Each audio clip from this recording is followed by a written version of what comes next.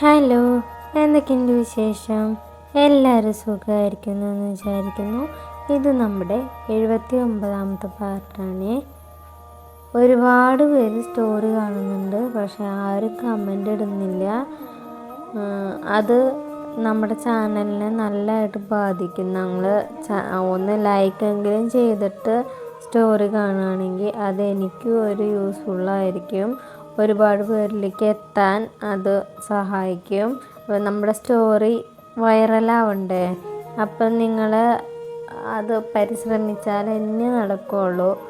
അപ്പോൾ പരമാവധി കമൻ്റ് ഇടാൻ പറ്റുന്നവർ കമൻ്റ് ഇടുക, അല്ലെങ്കിൽ ലൈക്കെങ്കിലും അടിക്കുക കേട്ടോ. ലൈക്ക് അടിച്ചാലാണ് ഒരുപാട് പേരിലേക്ക് എത്തുള്ളൂ. അപ്പോൾ അങ്ങനെ ചെയ്യട്ടാ. എന്നാൽ നമുക്ക് സ്റ്റോറിയിലേക്ക് പോയാലോ? പിറ്റേന്ന് രാവിലെ ധ്രുവി ഹോസ്പിറ്റലിൽ പോകാൻ ഇറങ്ങുമ്പോഴാണ് പതിവില്ലാതെ ഒരു കാറ് മുറ്റത്ത് വന്നു നിന്നത്. അവൻ സംശയത്തോടെ പുറത്തേക്ക് ഇറങ്ങി വന്നു.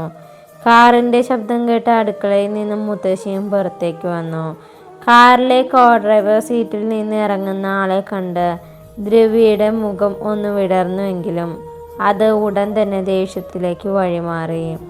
കോ ഡ്രൈവർ സീറ്റിൽ നിന്ന് ഇറങ്ങിയ പാർവതിയുടെ കണ്ണുകൾ ആദ്യം പോയത് ധ്രുവിയിലേക്കാണെങ്കിലും അവൻ വേറെ എങ്ങോട്ടോ നോക്കി നിൽക്കായിരുന്നു. ഡാ, നീ ഇറങ്ങാറായാ? കാറിൽ നിന്നിറങ്ങിയ പാർത്തി ചോദിച്ചു. ഇല്ലടാ, നീ കയറുവാ. ധ്രുവി പാർത്തിയുടെ തോളിലൂടെ കൈയിട്ട് അകത്തേക്ക് നടന്നു. അവർ പോകും നോക്കി ഒന്ന് തല കുനിച്ച് പാർവതി അകത്തേക്ക് നടന്നു. ഇതാര്? പാർത്തിയും പാർവതി മോളോ? നിങ്ങൾക്ക് ഈ വഴിക്ക് അറിയോ? വാ, വന്നിരിക്കേ. മുത്തശ്ശി അവരെ കണ്ട് പുഞ്ചിരിയോടെ പറഞ്ഞു. പാർവതി ചിരിച്ചെന്ന് വരുത്തി അകത്തേക്ക് കയറി. ധ്രുവി പാർവതിയെ ശ്രദ്ധിക്കാതെ പാർത്തിയോട് എന്തൊക്കെയോ സംസാരിക്കുകയാണ്. അബദ്ധത്തിൽ പോലും അവൻ്റെ നോട്ടം പാർവതിക്ക് നേരെ വരുന്നുണ്ടായില്ല. മതി സംസാരിച്ചത്, ബാക്കി ഇനി ഭക്ഷണം കഴിച്ചിട്ട് പറയാം, മുത്തശ്ശി പറഞ്ഞു. ഞങ്ങൾ കഴിച്ചിട്ട് ചെറിയ മുത്തശ്ശി വന്നേ. ആക്ച്വലി ഞങ്ങൾ പറഞ്ഞേ കാണാൻ വന്നതാണ്, പാർത്തി പറഞ്ഞു. എന്തിനാ? ഇനിയും ചെയ്യാത്ത കുറ്റം അവളെ കൊണ്ട് ഏറ്റെടുപ്പിക്കാനാ? ധ്രുവി പാർവതിയെ നോക്കി പുച്ഛത്തോടെ ചോദിച്ചു. പാർവതി തല കുനിച്ചിരുന്നു. ധ്രുവി, മതി ആ കുട്ടിയെ വിഷമിപ്പിച്ചത്. അതിൻ്റെ മുഖം നോക്കിയേ, ഒരാഴ്ച കൊണ്ട് ആകെ കോലം കെട്ടുപോയി, മുത്തശ്ശി ശാസനയോടെ പറഞ്ഞു. ശരിയാണ്, അവൾ ഒരുപാട് ക്ഷീണിച്ചു പോയിരിക്കുന്നു. കറുപ്പ് വീണ കൺപോളകൾ, എണ്ണമയമില്ലാത്ത പാറിപ്പറന്ന മുടിയിഴകൾ, ക്ഷീണം ബാധിച്ച മുഖം. അവളെ കണ്ട് ധ്രുവിക്കും മനസ്സിൽ വല്ലാത്ത സങ്കടം തോന്നി. സമയം 8 മണിയായിട്ടുള്ളോ? വാർണേ നീറ്റ് കാണില്ല, റൂമിലുണ്ടാവും. എന്നാൽ ഞങ്ങൾ അവളൊന്ന് കണ്ടിട്ട് വരാം. അത് പറഞ്ഞ് പാർത്തി ഇരുന്നിടത്ത് നിന്ന് എണീറ്റു. ഒപ്പം പാർവതിയും. നിനക്ക് ഹോസ്പിറ്റലിൽ പോകാൻ തിരക്കുണ്ടോ ധ്രുവി? ഇല്ലടാ, നിങ്ങൾ ഇറങ്ങിയിട്ടേ ഞാൻ ഇറങ്ങുന്നുള്ളൂ. ഞങ്ങൾ ഉച്ച കഴിഞ്ഞ് തിരിച്ചു പോകുമ്പോൾ കൂടെ പറഞ്ഞേ ഉണ്ടാവും, പാർവതി ഗൗരവത്തിൽ പറഞ്ഞ് മുകളിലേക്ക് നടന്നു. ഒന്ന് നിന്നേ. ധ്രുവി നടന്ന് പാർവതിയുടെ മുന്നിൽ കൈകെട്ടിരുന്നു. അത് നീ അങ്ങ് സ്വയം തീരുമാനിച്ചാൽ മതിയാ. നിന്റെ ഭരണമൊക്കെ അങ്ങ് പാലക്കേ തറവാടില്. അവിടെ നിന്റെ താളത്തിന് തുള്ളാൻ ആളുകളുണ്ടാവും. പക്ഷെ ഇതെൻ്റെ വീടാണ്. ഇവിടെ എന്ത് നടക്കണമെന്ന് ഞാൻ തീരുമാനിക്കും. വർണ്ണയെ ഇവിടേക്ക് കൊണ്ടുവന്നത് ഞാനാണെങ്കിൽ അവളെ തിരിച്ചു കൊണ്ടുപോകുന്നതും എൻ്റെ സമ്മതത്തോടെ ആയിരിക്കണം. ടക്കിൻ ചെയ്ത് ഷർട്ട് പുറത്തേക്ക് ഇട്ട് ധ്രുവി റൂമിലേക്ക് നടന്നു. എല്ലാവരോടും പറയുന്നതിന് ഇരട്ടി തിരിച്ചു പറയാറുള്ള പാർവതി അന്ന് ആദ്യമായി ഒരു വാക്കുപോലും പറയാതെ അവൻ പോകുന്നത് നോക്കി നിന്നു. പാർവതി ശേഷം വർണ്ണയുടെ റൂമിലേക്ക് നടന്നു. പാതി ചാരിയിട്ട വാതിൽ മുഴുവനായി തുറന്ന് പാർവതിയും പാർത്തിയും റൂമിനകത്തേക്ക് കയറുമ്പോൾ ബെഡ് റെസ്റ്റിൽ ചാരിയിരുന്ന എന്തോ ആലോചനയിലാണ് വർണ്ണ. വർണ്ണ, പാർവതി വിളിയേട്ട് വർണ്ണ അത്ഭുതത്തോടെ ബെഡിൽ നിന്ന് എണീറ്റു. പാർവതി ചേച്ചി, പാർത്തിയേട്ടാ, ഇത്ര നേരമായിട്ട് ഉറക്കെണീറ്റില്ലേ? പാർവതി അവളുടെ അരികിൽ വന്നിരുന്നു. എണീറ്റിട്ട് കുറച്ച് നേരമായി, വെറുതെ ഓരോന്നാലോചിച്ചിരുന്നതാ. നിങ്ങളെന്താ പതിവില്ലാതെ രാവിലെ തന്നെ? ഞങ്ങൾ പറഞ്ഞേ തറവാട്ടിലേക്ക് വിളിക്കാൻ വന്നതാ. മുഖവരെയൊന്നും ഇല്ലാതെ പാർവതി പറഞ്ഞു. ഏയ് അത് ശരിയാവില്ല ചേച്ചി, ഞാൻ വരുന്നില്ല. എന്ത് ശരിയാവാത്തേ? ഞാനല്ലേ വിളിക്കണേ, ഞാൻ കാരണല്ലേ നിനക്ക് അവിടെ നിന്ന് ഇറങ്ങി വരേണ്ടി വന്നേ. എല്ലാം എൻ്റെ തെറ്റാ, ഞാൻ എന്നെ ഒരുപാട് സങ്കടപ്പെടുത്തി. Sorry, I'm really sorry.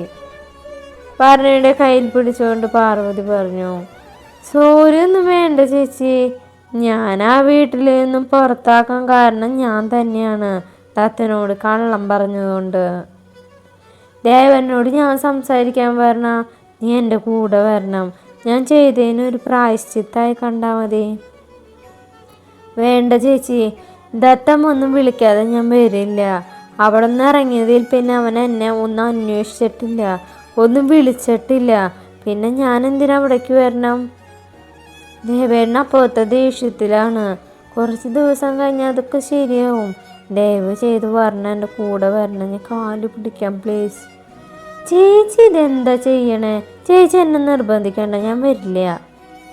എന്നോട് സ്നേഹമുണ്ടെങ്കിൽ പറഞ്ഞ എൻ്റെ കൂടെ വരും. വരില്ലേ പറഞ്ഞ? നേരമിഴികളോട് പറയുന്ന പാർവതിയെ കണ്ടു വർണ്ണയ്ക്ക് സങ്കടം തോന്നി. ഞാൻ വരാം, പക്ഷേ എനിക്കിനി പഴയ വർണ്ണയാവാൻ പറ്റില്ല.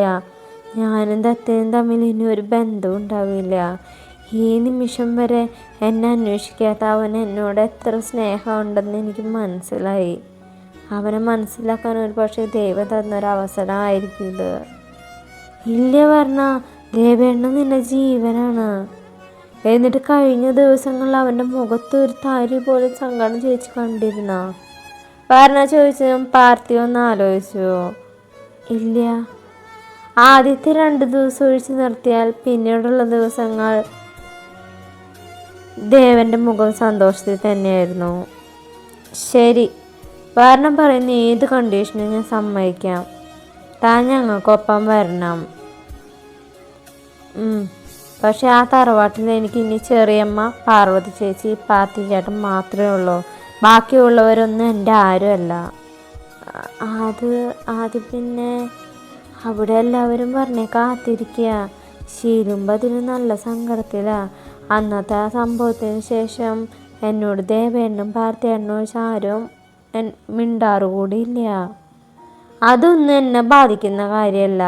ഞാൻ ആ വീട്ടിൽ നിന്ന് ഇറങ്ങുമ്പോൾ ഒരാൾ പോലും തടഞ്ഞില്ല.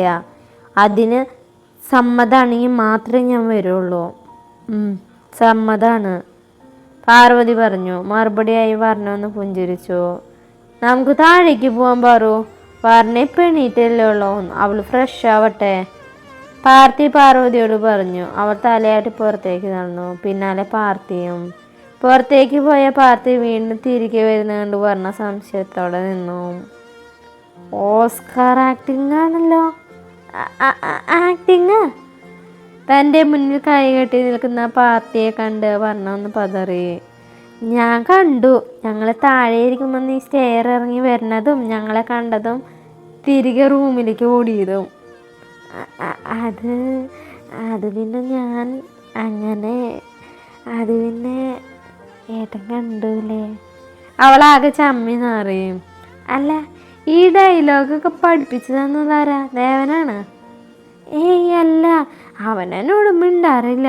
ഞങ്ങൾ കണ്ടിട്ട് തന്നെ കുറേ കാലമായി. ഇത് എന്നെ കൊണ്ട് കൂടുതൽ പറയിപ്പിക്കണ്ട, എനിക്കെല്ലാം അറിയാം. ഒന്നില്ലെങ്കിലും നിങ്ങളുടെ പ്രണയത്തിന് രക്തസാക്ഷിയായത് പാവം എൻ്റെ നടുവല്ലേ. പാർട്ടി പറയുന്നത് കേട്ട് ഒന്നും മനസ്സിലാവാതെ ഇരിക്കുന്നു പറഞ്ഞ. കെട്ടിയോനെ രാത്രി ഇത്ര വലിയ മടിൽ ചാടാൻ എങ്ങനെ ചാടിയെന്ന വിചാരം? ഞാനാ രാത്രി ഉറക്കം കളഞ്ഞ് അവനെ മതിൽ ചാടാൻ കൂട്ടുവന്നത്. പാർട്ടിയുടെ വർത്തമാനവും പറച്ചിലും കണ്ട് വർണ്ണയ്ക്ക് ചിരി വന്നിരുന്നു. ഭാര്യയും ഭർത്താവും ഇരുന്ന് ചിരിക്ക്, എൻ്റെ കഷ്ടപ്പാട് എനിക്കെല്ലാം അറിയുള്ളൂ. എൻ്റെ ഒരു കാര്യം ചോദിക്കാൻ മറന്നു. ദൈവം പറഞ്ഞു പഠിപ്പിച്ചതിന് പുറമെ കയ്യിൽ നിന്നൊരു ഡയലോഗ് എടുത്തു അല്ലേ? അതെങ്ങനെയായിട്ടെന്നെ മനസ്സിലായി? നല്ല നാച്ചുറൽ ആക്ടിങ് അല്ലേ എൻ്റെ? അതെ, പാറുവിന് മനസ്സിലാവാത്ത നിൻ്റെ ഭാഗ്യം, അല്ലെങ്കിൽ ഒറ്റയടിക്ക് എല്ലാം തീർന്നേനെ. അങ്ങനെ വരാൻ വഴിയില്ലല്ലോ. വർണ്ണ ഒന്ന് ആലോചിച്ചു. കുട്ടി ഇവിടെ ഇരിക്കുന്ന നീ എങ്ങനെ തറവാട്ടിൽ നിൽക്കുന്ന ദേവൻ സങ്കടത്തിലല്ല എന്നറിഞ്ഞെന്നെങ്ങാനും പാറു ചോദിച്ചാൽ എന്താ പറയുക? അവളുടെ തലക്കിട്ട് കൊട്ടിക്കൊണ്ട് പാർത്തി ചോദിച്ചു. സോറി ചെറിയ കയ്യബദ്ധം. അത് പറഞ്ഞ് അവളൊന്ന് ചിരിച്ചു കാണിച്ചു. പാർവതി താഴെ ഇറങ്ങി വരുമ്പോൾ ധ്രുവിയും മുറ്റത്ത് ആരോടോ ഫോണിൽ സംസാരിച്ച് നിൽക്കുകയാണ്. അവൾ ചെറിയൊരു പേടിയോടെ അവിടേക്ക് നടന്നു. ഫോൺ കട്ട് ചെയ്ത് തിരിഞ്ഞ ധ്രുവി പിന്നിലേക്ക് പാർവതിയെ കണ്ടെങ്കിലും മുഖം തിരിച്ചകത്തേക്ക് കയറിപ്പോയി. തന്നെ കാണുമ്പോഴെപ്പോഴും പുഞ്ചിരിച്ച് വെറുതെ ഓരോ കാര്യങ്ങൾ ഉണ്ടാക്കി തല്ലുകൂടുന്ന ധ്രുവിയിൽ നിന്നും ഇത്തരത്തിലുള്ളൊരു പ്രതികരണം അവളെ സങ്കടപ്പെടുത്തിയിരുന്നു. നിന്നെ എൻ്റെ വഴിക്ക് കൊണ്ടുവരാൻ പറ്റുമെന്ന് ഞാനൊന്ന് നോക്കട്ടെ. ഇത്രയും നാൾ ഞാൻ നിൻ്റെ പിന്നാലെ നടന്നതല്ലേ, ഇനി നീ കുറച്ച് നാൾ എൻ്റെ പുറകെ നടക്ക്. ചുണ്ടിലൊളിപ്പിച്ച് ചിരിയുമായി ധ്രുവി അകത്തേക്ക് പോയി. അന്ന് ഉച്ചവരെ പാർത്തിയും പാർവതിയും അവിടെ തന്നെ ഉണ്ടായിരുന്നു. ഉച്ച കഴിഞ്ഞവർ വർണ്ണയും കൂട്ടി തറവാട്ടിലേക്ക് ഇറങ്ങി. പാർവതി പലവട്ടം വന്ന് അങ്ങനെയൊക്കെ സംഭവിക്കാനിടയായ കാരണങ്ങൾ ധ്രുവിയോട് പറയാൻ ശ്രമിച്ചുവെങ്കിലും അവൻ മനഃപൂർവ്വം ഒഴിഞ്ഞു മാറി. ഞാൻ പറഞ്ഞ കാര്യങ്ങൾ എൻ്റെ കുട്ടിക്ക് ഓർമ്മയുണ്ടല്ലോ. പാർവതി വരുമ്പോൾ ഇങ്ങനെ തന്നെ പറയണം. തലേ ദിവസം രാത്രി വിളിച്ചപ്പോൾ ദത്തൻ ഗൗരവത്തിൽ പറഞ്ഞു. അതൊക്കെ ഞാൻ പറയാം, ആക്ടിക്കലല്ലെങ്കിൽ ഞാൻ പണ്ട് പുലിയല്ലേ. അഭിനയിച്ച് അവസാനം ഓവറാക്കി ചാളാക്കരുത് പ്ലീസ്. എന്നെ വെറുതെ കളിയാക്കണ്ട. അല്ല, ഞാനെന്തിനകത്ത് അവിടെ എത്തുമ്പോൾ ആരോടും മിണ്ടാതെ നടക്കണമെന്ന് പറഞ്ഞേ? അങ്ങനെ വേണം കുഞ്ഞെ. നീ ഇവിടെ ആരുമായിട്ടും മിണ്ടാതെ ആകുമ്പോൾ അഭിജിത്ത് ആരുടെ പേരിൽ നിന്നെ ബ്ലാക്ക് മെയിൽ ചെയ്യാൻ വരില്ല. അല്ലെങ്കിൽ അന്നത്തെ പോലെ ശീലുവിനെയും ഭദ്രയും മുൻനിർത്തി അവൻ കളിക്കും. അപ്പോൾ ഞാൻ നിന്നോടും മിണ്ടാതെ നടക്കണമല്ലേ? അതേടാ, എന്നാൽ ഞാൻ ഫോൺ വെക്കാട്ടാ. ഞാൻ ഓഫീസിൽ നിന്ന് ഇപ്പം എത്തിയുള്ളൂ. ഇന്ന് എനിക്ക് വരാൻ പറ്റില്ലടാ. പിന്നെ എന്നും പാർട്ടിയെ ബുദ്ധിമുട്ടിക്കുന്നത് ശരിയല്ലല്ലോ. നാളെ എൻ്റെ കുട്ടി ഇങ്ങ് വരില്ലേ? ശരി Datta. Good night love you. Husky വോയിസിൽ പറഞ്ഞ ദത്തൻ കോള് കട്ട് ചെയ്തു. വർണ്ണ. പാർവതിയുടെ വിളി കേട്ടാണ് വർണ്ണ ഓർമ്മകളിൽ നിന്ന് ഉണർന്നത്. അപ്പോഴേക്കും തറവാട്ടിന് മുന്നിലെത്തിയിരുന്നു. പാർവതി വർണ്ണയുടെ കൈ പിടിച്ച് അകത്തേക്ക് നടന്നു. പിന്നാലെ അവളുടെ ബാഗുമായി പാർത്തിയും. അവൾ അകത്തേക്ക് കയറുമ്പോൾ ഹാളിൽ നിമ്മിയും അബിയും ഭദ്രയും ശീലു ഇരുന്ന TV കാണുന്നുണ്ട്. മറ്റൊരു ഭാഗത്ത് ലാപ്ടോപ്പുമായി ദത്തനും. വർണ്ണയെ കണ്ടതിന് ശീലുവും ഭദ്ര അവളുടെ അടുത്തേക്ക് ഓടി വന്നു. എന്നാൽ അവൾ അത് ശ്രദ്ധിക്കാതെ ചെറിയമ്മയുടെ അടുത്തേക്ക് നടന്ന് അവരെ കെട്ടിപ്പിടിച്ചു. ചെറിയമ്മയുടെ കുട്ടിക്ക് സുഖമല്ലേ? അവളുടെ നെറുകയിൽ ഉമ്മ വെച്ചു. സുഖ. വർണ്ണയുടെ ആ ഭാവം കൊണ്ട് തറവാട്ടിലെ എല്ലാവരും അതിശയിച്ച് നിൽക്കുകയാണ്. ചെറിയമ്മയും പാർത്തിയും പാർവതി ഒഴിച്ച് മറ്റാളുകൾ ഒന്നും അവിടെ ഇല്ലാത്ത പോലെയാണ് വർണ്ണയുടെ ഭാവം. എന്നാൽ അഭിജിത്തിനും വല്ലാത്ത സന്തോഷത്തിലായിരുന്നു. താൻ കാത്തിരുന്ന ഇര അടുത്തെത്തിയ സന്തോഷം. അതിനേക്കാൾ ഉപരി അവളെ സന്തോഷപ്പെടുത്തിയത് വർണ്ണയും ദത്തനും തമ്മിലുള്ള അകൽച്ചയാണ്. ചെറിയമ്മ, ഞാൻ ഓഫീസ് റൂമിന് തൊട്ടടുത്തുള്ള ഗസ്റ്റ് റൂം യൂസ് ചെയ്തോളാട്ടാ. അത് പറഞ്ഞു വർണ്ണ തൻ്റെ ബാഗുമായി സ്റ്റെയർ കയറി മുകളിലേക്ക് പോയി. എന്താ ഇവിടെ നടക്കുന്നേ എന്ന മനസ്സിലാവാതെ തറവാട്ടിലുള്ള എല്ലാവരും പരസ്പരം നോക്കി. തന്നോട് ആരും സംസാരിക്കില്ല എന്നതുകൊണ്ട് പാർവതിയും തൻ്റെ റൂമിലേക്ക് പോയി. അതോടെ എല്ലാവരും സംശയങ്ങളുമായി പാർത്തിയുടെ മുന്നിലെത്തി. പാർത്തി വർണ്ണ പറഞ്ഞ കണ്ടീഷനെ കുറിച്ചും തറവാട്ടിലുള്ള ആരുമായി ഒരു ബന്ധമില്ല എന്ന് പറഞ്ഞതിനെ കുറിച്ച് എല്ലാവരോടും പറഞ്ഞു. അതെല്ലാം കേട്ട് ഏറ്റവും കൂടുതൽ സങ്കടപ്പെടുത്തുന്നത് ഭദ്രയും ശീലുവാണ്. അവർ രണ്ടുപേരും വർണ്ണയെ കണ്ട് സംസാരിക്കാൻ നിന്നുവെങ്കിലും ദത്തൻ അത് തടഞ്ഞു. ഭദ്രയും ശീലും വർണ്ണയുടെ മുന്നിൽ നിന്ന് കരഞ്ഞാൽ താൻ പറഞ്ഞു കൊടുത്ത കാര്യങ്ങളെല്ലാം വർണ്ണ മറക്കുമെന്ന് ദത്തന് അറിയായിരുന്നു. വർണ്ണ പഴയ വർണ്ണയല്ല എന്ന് പറഞ്ഞ് പാർത്തിയും പേടിപ്പിച്ചതിനാൽ ശീലവും ഭദ്രയും പിന്നീട് അവളെ കാണാൻ ശ്രമിച്ചില്ല. വൈകുന്നേരം ചെറിയമ്മ ചായ കുടിക്കാൻ വിളിച്ചുവെങ്കിലും വർണ്ണ പോയില്ല. എല്ലാവരുടെയും ചായ കൂടി കഴിഞ്ഞാണ് അവൾ താഴേക്ക് പോയുള്ളൂ. രാത്രി ഭക്ഷണം കഴിക്കുന്ന സമയത്തും വർണ്ണ സൈലൻ്റ് ആയിരുന്നു. പാർവതിയോടും ചെറിയമ്മയോടും മാത്രം എന്തെങ്കിലും സംസാരിച്ചാലായി. ഡാ, വർണ്ണ ഓഫീസ് റൂമിനുള്ള തൊട്ടടുത്ത റൂം മതി എന്ന് പറഞ്ഞപ്പോൾ എനിക്ക് അപ്പോഴേ തോന്നി അതിന് പിന്നെ നീയാന്ന്. വർണ്ണയുടെ റൂമിന് മുന്നിൽ ഒരു ഫയലും കൈ പിടിച്ച് ചുറ്റിത്തിരിയുന്ന ദത്തനെ കണ്ട് പാർത്ഥി പറഞ്ഞു. ദത്തൻ കുറേ നേരമായി അവളുടെ റൂമിലേക്ക് കയറാൻ ശ്രമിക്കുന്നു. പക്ഷെ അപ്പോഴേക്ക് അതുവഴി ആരെങ്കിലും വരും.